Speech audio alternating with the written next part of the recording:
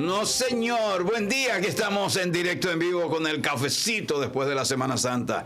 Y vamos a conversar con el señor Juan Carlos Vircán, que es Procurador General de la Corte de Apelación de Santiago.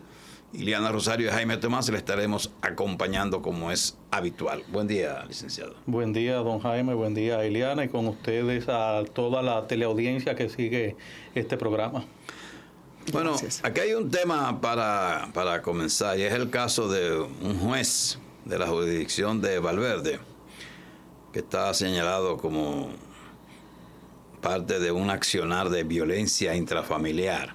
¿Usted lo conoce ese caso? Sí, señor. Efectivamente, en días pasados, el 15 de marzo, para ser precisos, nosotros tuvimos unas actuaciones tendentes a lograr el apresamiento de ese magistrado de la jurisdicción original de Mao. O sea, Tribunal de Tierra de primer grado, para que se pueda entender de manera clara. Es un episodio, presuntamente, de violencia de género. Nos llegó a través de una denuncia de la directora de una escuela donde trabaja una señora supuestamente objeto de violencia y que ha manifestado en reiteradas ocasiones que su esposo, ese es el magistrado, la maltrataba. Tomando en cuenta los ribetes que vimos en el proceso, en lo que se nos relató, nos movimos rápido y en un solo día solicitamos a la Corte de Apelación que nos designara el juez de la instrucción ad hoc, es decir, un juez de instrucción especial por la investidura del magistrado. Logramos eso, solicitamos el arresto, ejecutamos y mientras tanto nos movimos para que en ese solo día pudiésemos tener un reconocimiento médico, es decir, una evaluación física, así como una evaluación de riesgo, que es algo capital, importante para establecer este patrón de violencia. Ese señor no hubo necesidad de arrestarlo en su residencia, fue presentado ante nuestro despacho. Y nada, seguimos el procedimiento de rigor. Al día siguiente teníamos ya todo listo para presentar la medida de coerción. Pedimos, porque entendemos todavía que la medida de coerción apropiada en ese proceso, dado el nivel, la magnitud de los hechos, era la prisión preventiva. La pedimos, pero la magistrada e instructora entendió que no, que con una presentación periódica y otras medidas se podía satisfacer. Ya hace 15 días de esta situación no ha pasado nada, pero realmente ese es un caso que nos preocupa por las particularidades que tiene. Y en este caso, ¿qué tipo de protección se le ofrece a la víctima, dado que al no tener prisión preventiva, pues pudiera correr riesgo ella y su familia? Sí, efectivamente hay un riesgo latente, aunque se dicta lo que llaman orden de alejamiento, pero ese es de cumplimiento voluntario. A mí me ponen una orden de alejamiento y se supone que quien no debe tomar una iniciativa soy yo. Pero en este caso es una medida preventiva, pero no creo que sea eficaz. Por eso yo quiero ver si me acerco a las autoridades de educación y a los miembros de la Policía Nacional, en Mao específicamente, para ver cómo ponemos algún tipo de vigilancia en el lugar de trabajo, en la escuela específicamente, donde esa señora labora, y dotarla a ella de una protección más efectiva, porque aunque no todos los casos son iguales y no todas las personas se comportan igual, pero conocemos los patrones que se dan en este tipo de conflictos. La mayoría de la población cree que estos actos de violencia contra la mujer son provocados por personas de poca instrucción, de poca academia. Sin embargo, no es así. Hay muchísimos casos de profesionales que agreden y que han maltratado mujeres. Efectivamente. Lo que pasa es que la criminalidad que está en primer plano, la que da lugar quizá a las noticias, los reportajes, etcétera, es la del bajo mundo, vamos a decir, la del pueblo llano. Pero la violencia de género, la violencia intrafamiliar, es generalizada, o sea, abarca todos los sectores sociales, pero en esos sectores también hay una especie, vamos a decir, no de ética, sino una subcultura de que esas cosas se mantengan en un segundo plano. De hecho, la violencia en nuestro país se ha trivializado, se ha normalizado, y uno lo ve, incluso lo percibe en los discursos, en la forma de hablar de las personas, cuando dicen, bueno, eso es un pleito entre marido y mujer, entre vecinos, no tiene trascendencia. En algunos casos, incluso las propias mujeres que van al tribunal cuando subimos a las audiencias, dicen, no es la gran cosa, es la segunda vez apenas que él me golpea. Entonces, ya por ahí uno puede ir midiendo, eso tiende a quedar en un segundo plano y a veces forma parte de lo que llaman la cifra negra de la criminalidad. Magistrado, importante tenerlo aquí, abordar temas que son de actualidad y que lamentablemente tienen que ver con una cifra que ya hoy el Listín Diario colocaba en 13 víctimas mortales de feminicidios. Entre ellos, unos de los más sonoros en el fin de semana, la joven de Cotuí, de apenas 18 años, se involucra a una presunta expareja. Sin embargo, las presunciones también apuntan a que esta persona no actuó sola, y decíamos nosotros, bueno, el Ministerio Público tiene las herramientas de confirmar en términos investigativos si actuó una persona adicional. ¿Tiene usted conocimiento, aunque no sea parte de la jurisdicción de Santiago, pero sobre todo, a dónde apuntarían estas investigaciones en términos técnicos para identificar si otras personas se involucraron? Sí, efectivamente, ese es un proceso que está fuera de nuestra jurisdicción, pero nosotros tenemos protocolos de actuación. Entonces el Ministerio Público dispone de muchas herramientas, no solamente testimonios, sino también, por ejemplo, la tecnología, los teléfonos móviles, las cámaras de seguridad, etcétera. Entonces, aunque ya se dictó una medida de coerción, tengo entendido que de 3 meses, pues es un caso que yo no le doy seguimiento de manera directa, sino a través de los medios de comunicación.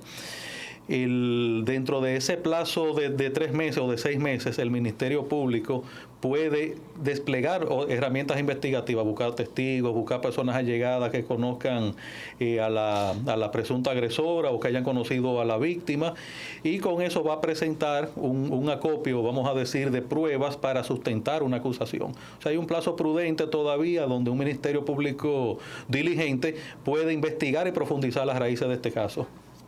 ¿Usted conoce de un suceso que ocurrió partiendo de la carcelita en la que una persona que estaba detenida sufrió un paro cardíaco o algo así y fue llevado a la Estrella Ureña y murió posteriormente? ¿Usted conoce ese caso? Sí, conozco ese caso. Precisamente el día que eso ocurrió, yo estaba en el acto de la señora Procuradora General de la República que hizo su rendición de cuentas. Se me comunica vía telefónica, pues nosotros tenemos una comunicación permanente tanto con los centros de corrección como con los miembros del Ministerio Público y hasta con algunos jueces. Se toma la libertad de llamarnos. Esta persona había tenido primero un accidente de tránsito, tenía una serie de lesiones, pero tuvo un paro cardíaco. Lo que estaba pendiente, todavía no me han remitido el papel, el certificado de autopsia, que puede haber una septicemia de por medio también. O sea, aparte de unas lesiones que tenía, pero hizo un cuadro clínico, se le estabilizó allá mismo en el Palacio de Justicia, que hay médicos, pero en el camino al hospital falleció. ¿Y la razón por la que estaba en la carcelita estaba vinculada a este accidente automovilístico? No, un tema de violencia. Ya. Ok. Bueno, vamos a colocar unos mensajes para la continuación de esta conversación con el licenciado Vircán. Estamos en el cafecito. No se muevan.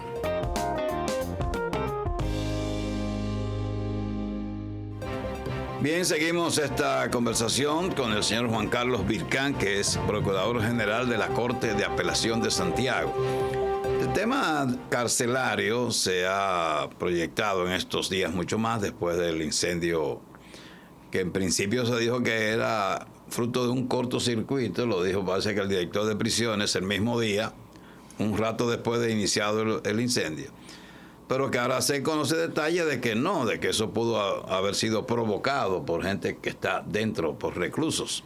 Pero el tema carcelario se ha desbordado. En el caso ya se publica que la mayoría de los presos son preventivos. Entonces yo me hago una pregunta simple, sin entrar en mucha profundidad. No es posible hacer, digamos que en un país que le gustan tanto los programas para todo, por ejemplo en Semana Santa se hizo un operativo para proteger a la gente, pero finalmente el que se deslizó y se murió. Entonces no es posible que se haga una actividad con jueces en el país entero para conocer en forma acelerada todos esos procesos de presos preventivos.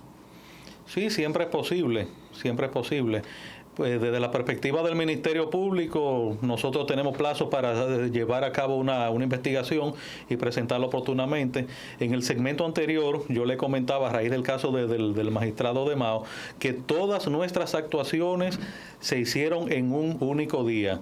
Y no en un día de 24 horas, no, en una jornada de trabajo. Comenzamos a las 9:30 y ya a las 10 de la noche teníamos la orden de arresto del juez, el certificado médico y todo eso. Pero lamentablemente, primero, no todos los casos son iguales y no todo el mundo tampoco trabaja igual. Nosotros presentamos acusaciones en tiempo prudente.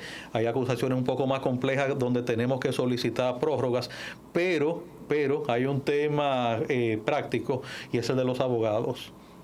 Un abogado tiene un proceso, y muchas veces lamentablemente es una realidad conocida por todos, y a veces no llega a un acuerdo económico con su cliente, él pide el aplazamiento. Por la razón que sea, para estudiar el proceso, para hacer una notificación, lo que sea, y como es de derecho, para no lesionar su derecho de defensa, se le concede el plazo. Y hay personas que eternizan los procesos, cambian de abogados varias veces, donde fue paradigmático el señor Adriano Román hace ya unos años, que nos dejó un recurso de apelación en las manos por más de un año, hasta que finalmente nosotros forzamos y conjuntamente con los jueces de la Corte pudimos conocer ese proceso, pero fue en contra de esa barra de la defensa. Hemos tomado la iniciativa, y esa es una iniciativa nuestra propia en Santiago, de ubicar entre aquellos presos condenados, es decir, ya personas que no tienen juicio pendiente, aquellos que estén muy enfermos. Enfermos me refiero a enfermedades de verdad, enfermedades terminales como cáncer, deterioro físico progresivo, etcétera, para ver cómo podemos ante el juez de la ejecución de la pena irnos por medidas, por ejemplo, alternativas, como sería una libertad condicional. Presos que tienen 14, 15 años de un total de 20, se le puede, bajo ciertas condiciones, si cumplen, acogerle esa figura, y aunque no son tantos, pero podemos ir descongestionando. El problema está en que si yo pido certificaciones médicas, todo el mundo quiere meterse en el paquete. Entonces me dicen que ellos son enfermos, terminales, pero que lo que padecen es de diabetes e hipertensión. Por ejemplo, una gran parte de la población satisface esos parámetros. De vez en cuando se hacen esos operativos de ubicar procesos ya viejos para hacer tomar estas medidas y favorecer a algunas personas, pero que sigue entrando también gente al sistema. ¿Y no hay una ley límite para que una persona con determinada edad no tenga que estar en una cárcel? Bueno, la ley establece, por ejemplo, para la prisión preventiva, en la fase inicial de los casos, si la persona pasa de 70 años, no se dicta prisión preventiva, igual que si se trata de mujeres embarazadas. Ya las personas que están cumpliendo condena, entonces sí, la ley 113 permite, hay un abanico de opciones que podemos explorar para que esa persona haga la prisión en su casa o mediante una asistencia, vamos a decir, una vigilancia, y hay muchos en ese régimen. Incluso de casos no tan viejos, hay algunas personas que, producto de acuerdos que llegaron con la justicia, están cumpliendo la sanción que se le impuso de esa manera. Pero el mismo personaje que usted citó, Adriano Román, ese tenía 80 y pico de años y estuvo preso en forma preventiva también. Sí, estuvo preso de manera preventiva. Él tuvo una fianza por el caso, y ya podemos hablar de esto porque ese es un caso ya bastante viejo, un caso que él tuvo con un hermano suyo llamado Pablo Román. Por ese caso él pagó una fianza, pero luego vino otro proceso que tenía con una ex esposa para fines de una libertad condicional, y después vino el problema del colega abogado. Entonces se le dictó la prisión preventiva porque es la única medida que podía garantizar la presencia de ese imputado en el proceso. O sea, la ley siempre deja una brecha abierta. No se puede, pero hay excepciones. No podemos confundir la regla o el principio general con esas excepcionalidades. Hablando de que más de un 60%, según los últimos reportes de presos, digamos que de población carcelaria, corresponde a prisión preventiva, que es un porcentaje muy amplio. En términos prácticos, si estuviera la decisión de hacer este tipo de operativos para de alguna manera desentar, yo no diría que el 60, pero coloquémoslo en un 30. ¿Existen de manera técnica las herramientas para que tanto el Ministerio Público, la Defensoría, los jueces pudieran en un fin de semana, en algunos fines de semana consecutivos, llegar a disminuir esta proporcionalidad? Sí, siempre se puede, pero se necesita la colaboración de todos. Se necesita la colaboración de todos. Hay, por ejemplo, imputados que no quieren colaborar, porque la colaboración es de doble vía. Es un quid pro quo, o sea, yo te doy, tú me das. Entonces yo puedo, por ejemplo, optar por un procedimiento abreviado con algunas personas o suspender una pena de menor cuantía, pero es a cambio de algo. O sea, esa persona tiene que comprometerse o a cumplir una parte de la pena o a colaborar en una investigación más amplia, que es el caso de los procesos de criminalidad organizada. Pero es que el sistema no funciona de manera lineal, siempre hay incidentes, partes interesadas que no quieren con la víctima, por ejemplo, entiende que todas las penas deben ser altas y que hay que cumplirlas a cabalidad, que si es 30 años es 30 años, o si es 20 es 20. Si a los 17 años esa persona pide, un imputado, una libertad condicional, ellos se oponen. Y es natural, una persona a quien le han asesinado un familiar o víctima de una violación, etcétera, pero que el sistema no funciona así, de esa manera tan expedita, tan pacífica, sino que hay intereses encontrados, pero las herramientas están. Si nos ponemos de acuerdo, lo hemos hecho anteriormente, pero eso no creo que incida de una manera sustancial en esa cifra. Podemos bajarlas un poco, pero no creo que sea de manera significativa. Pero una petición de un familiar no tiene ningún tipo de repercusión, se supone, ante un juez. No, pero le pesa al juez para tomar la decisión, porque tiene que ponderar en esa famosa balanza donde ellos colocan los intereses, el interés de la víctima, la que se haya hecho una indemnización adecuada, etcétera. O sea, todas esas cosas pesan y aunque no se imponen, pero tienen un peso específico. Bien, vamos a colocar unos mensajes. Estamos en el cafecito.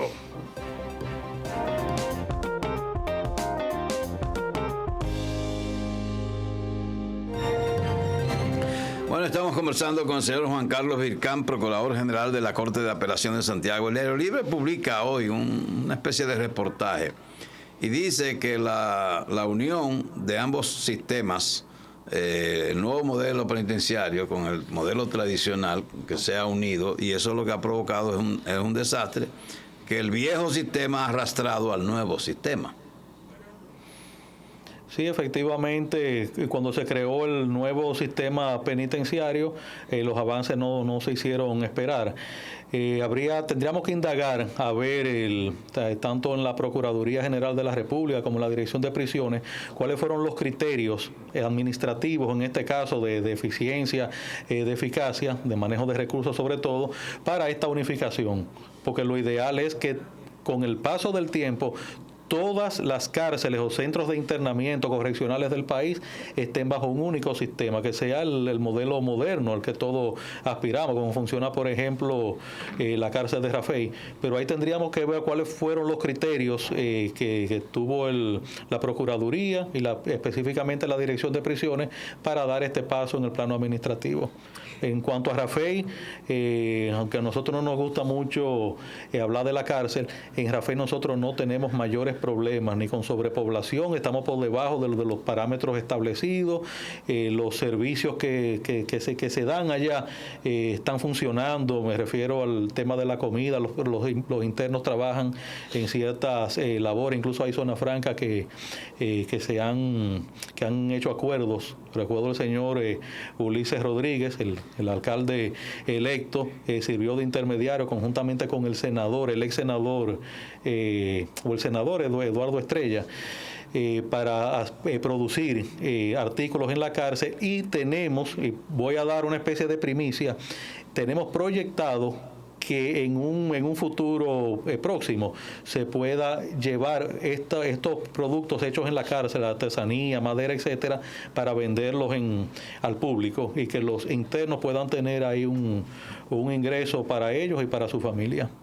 con la situación reciente de La Victoria, aunque es un caso de años, el tema de la sobrepoblación, el tema de las condiciones inhumanas en las que se conviven y de las estructuras de poder desde donde salen a la sociedad muchísimos delitos, vuelve a colación el tema de las parras y cómo pudiera ser la panacea el poder de alguna manera poner en funcionamiento estas edificaciones. Sin embargo, una interpretación ciudadana básica es que sin una reestructuración del sistema penitenciario simplemente sería movilizar reclusos a otras estructuras, pero esas estructuras de poder, de delitos y de violencia no se corregirían. Desde su punto de vista, ¿sería esta una solución, el tema de las parras, de incorporarlos a lo que se vendió como un sueño en el sistema penitenciario?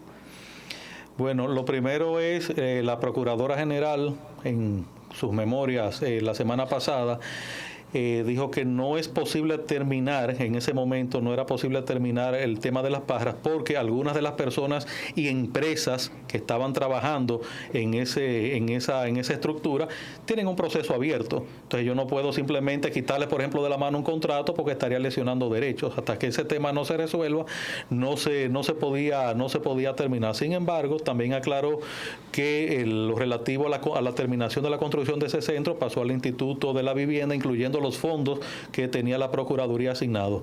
El tema carcelario o el tema penitenciario tiene dentro de su complejidad una característica, y es que donde quiera que haya un núcleo humano importante, no tiene que ser de miles de presos, puede ser de cientos o de docenas, se crean subculturas, pequeñas estructuras celulares, no importa dónde sea. No importa dónde sea, o sea, la vigilancia total, como soñó Jeremías Bentham, por ejemplo, en el siglo XIX, no existe. Siempre donde hay un grupo de personas que tenga que convivir, uno va a hacer el papel de líder, el otro es el colaborador, hay uno que es el contestatario, etcétera. Es un tema sociológico más que legal. Entonces, ahí lo que tendríamos es que gerenciar de manera adecuada para controlar estos grupos. ¿Cómo lo hemos hecho hasta ahora? Con algunos traslados. Por eso usted ve, por ejemplo, cuando hay algunos procesos importantes que incluyen, vamos a decir, estructuras criminales organizadas, esos cabecillas, esos coordinadores de esos grupos se mandan a diferentes centros. No importa que el hecho haya sido, por ejemplo, en Santiago. Algunos irán a La Vega, otros irán a Puerto Plata, otros irán a San Francisco de Macorís, etcétera, y otros aquí, porque tenerlos juntos es un problema. Y de hecho esa ha sido la génesis de algunos de esos motines. A veces para que lo trasladen y otro es para que lo traigan de regreso. Uno maneja esas informaciones y adecuadamente entonces toma las medidas del lugar. Pero realmente el tema humano, administrativo es capital en esto. O sea, necesitamos llevar ese nuevo modelo penitenciario a todo el país, que no sea un privilegio de Santiago o de Puerto Plata o de una cárcel de La Vega o de San Francisco de Macorís, a todos los centros penitenciarios. Bien, vamos a unos mensajes para la parte final del cafecito de hoy. Se encuentra un percance en el camino. Bien, ya la parte final, porque nos queda apenas un minuto. Usted nos puede decir cuántas cárceles para mujeres hay en el país. En cada provincia, en cada distrito judicial hay un área, hay una cárcel o una cárcel de mujeres o un área preparada, habilitada para tener internas de sexo femenino. Porque en el caso solo Najayo mujeres, Rafael mujeres, esas son las únicas dos que hay especializadas para mujeres, exclusivas para mujeres. Tengo entendido que sí. Pero en otros lugares hay áreas especiales para ellas. Uh-huh. O sea, eso de que conviven internos, internas, no, eso es una leyenda urbana, vamos a decir. Hay un área para mujeres y un área para hombres en todos los centros penitenciarios del país. Muy bien, muchas gracias al señor Juan Carlos Vircán, que es Procurador General de la Corte de Apelación de Santiago. Gracias por estar aquí en esta madrugada del lunes, ¿verdad? Después de Semana Santa, esto es una madrugada. Gracias a ustedes por su atención al cafecito de hoy. Sigan con Teleuniverso.